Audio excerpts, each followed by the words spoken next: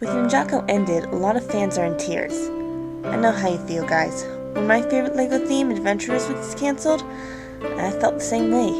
But Johnny Thunder still lives because of the people who write about him. And trust me, I do not think the ninja are in any danger of losing fans who write stories about them. The trick to writing good fanfiction? Being able to back up what you're writing using things from the series, real-life information, and your own experiences. So here's me, Scarheart, divided into LEGO knowledge, creative side, and researcher, here to show you what I've applied in my own fanfictions, and to give you Ninjago fans out there some ideas on where you can start writing.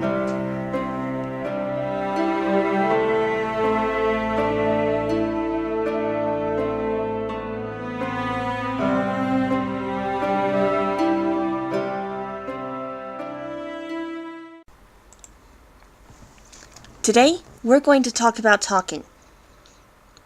Yeah, that's the best intro I could come up with for this episode. Let's just jump in, shall we? Conversations between characters are one of the most important things in fanfictions.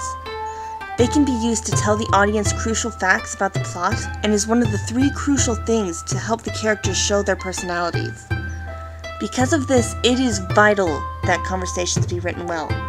This includes grammatical rules, as well as adding details to make the conversations come to life.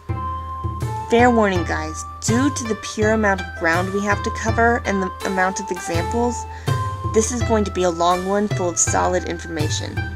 I hate teachers like that too, but there's really no other way to put this across, so bear with me. So let's start off with getting grammar out of the way. I'm not a grammar Nazi, and those who've read my fanfictions know how prone to typos I am. However, there are some basic rules that really should be followed. For this, let's use my favorite line from Ninjago, and I'll show you how to write it out. Roll the sound clip. Does your flute turn into anything? I wish. Okay, let's start with Nia's line. For starters, we'll write it up like this. Note that there are quotation marks around what Nia says, and that the question mark is inside the quotation marks. This rule also applies to exclamation marks and commas. Since there is a question mark, there's no need for a comma. The other way this could be written is like this. This time, a comma is needed after an asks, because the quote comes at the end of the sentence. Okay, now for the second line. Again, there are 2 ways to write it, so first we'll write it like this, which is pretty much the same way Nia's line was written the second time. The period is inside the quotes, and there's a comma after replied. The second way we could do it is like this. This time, since the quote is at the beginning and it ends with a period, the period has to be switched to a comma, and again, the comma is inside the quotes.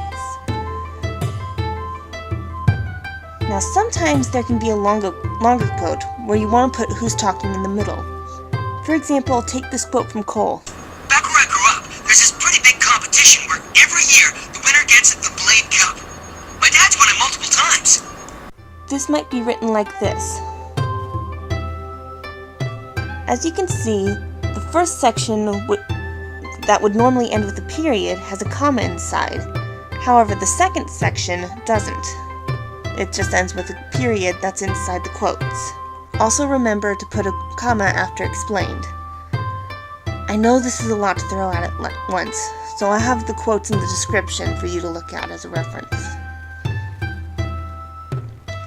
So next we have to bring the characters to life.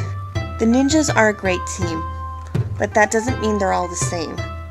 All of them are laid back, and even when fighting are pretty casual, but they still have their differences, and these different personalities come out in the way they talk. Cole's tone, for example, shows him with a laid-back and friendly nature, but it also has a slight cockiness to it. So the use of common nicknames and sarcastic jokes are good here. For example, in this quote. Nice to meet you, kid. I got your back. And for the record, there ain't nothing in this world I'm afraid of. Ty is similar in using nicknames and sarcasm, but due to his temper, he's more likely to use sarcasm and anger rather than jokes. Great observation, Mr. Roboto. But Cole hasn't found it either. Jay is also laid back, but he's also the first ninja to get excited and exclaim something. Oh, that's it! Jay will also occasionally add every detail he can think of in order to babble. Oh, it's my parents. Please, if they start yapping, just don't get them going, okay? They don't know when to quit. And if you start talking, then they'll start talking, and suddenly half the day is gone before you know it, and it's not even get it. Zane is the least laid back of the ninjas, and due to his quirky yet intelligent personality, he'll often use big words and sometimes separate out words. For example, don't becomes do not. Of course not. Everyone knows kookaburras are not indigenous to these forests. You shouldn't use these guidelines for every single bit of dialogue, but sprinkling these tips in here and there will help the ninjas seem more like themselves when they talk. Lastly, don't play he said, she said. Instead, play he mumbled, she exclaimed. Talk about the movement that the characters are doing while they talk, and use words other than said to give emotion to what's being said. Take for example this clip. Python would not be there for fun. We believe a fan blade may be buried underneath the park. We can't let them get it! Oh, but my date! Jay, if they get all four of them, Python can unleash the Great Devourer. Get your priorities straight, man. With Zane, it's safe to say he said because there's not much emotion or movement in the dialogue. With Jay, you want to show movement by conveying that he did pause at one point, and by explaining the different emotions that are connected to what he's saying. And with Kai, you want to show how firm he is trying to be with Jay. Having said that, this can be overdone.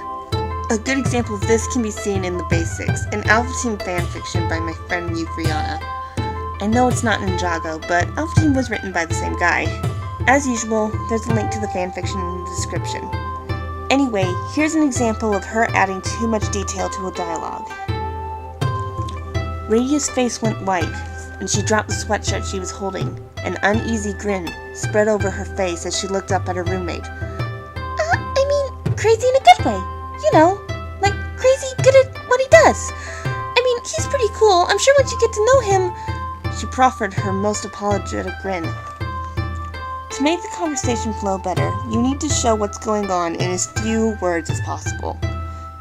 These details aren't needed because we can already tell from her physical reaction and the way the dialogue is structured that she's feeling how she's feeling, and hence what her face looks like. Therefore, this would be better. Radia's face went white as she dropped the sweatshirt she was holding. Crazy in a good way. You know, like crazy good at what he does. I'm sure he's pretty cool, I'm sure, when you get to know him. Getting across how she reacts and how she's feeling without mumbo-jumbo, that's the key to making conversation flow. So happy writing and happy unmuting characters.